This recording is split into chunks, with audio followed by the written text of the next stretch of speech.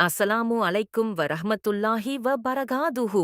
இறை தூதர் ஸல்லல்லாஹு அலைஹி வஸல்லம் அவர்கள் கூறினார்கள், அல்லாஹ்விடம் சில வானவர்கள் உள்ளனர். அவர்கள் பூமியில் சுற்றி அல்லாஹ்வை நினைவு கூரும் மக்களை தேடுகின்றனர். ஒரு இடத்தில் அல்லாஹ்வை திக்ர் செய்து கொண்டிருக்கும் ஒரு கூட்டத்தை அவர்கள் கண்டால், அந்த வானவர்கள் அவர்களை தங்கள் இறக்கைகளால் முதல் வானம் வரை சூழ்ந்து கொள்கிறார்கள். பிறகு அல்லாஹ் கேட்கிறான், என் அடியார்கள் என்ன செய்கிறார்கள்?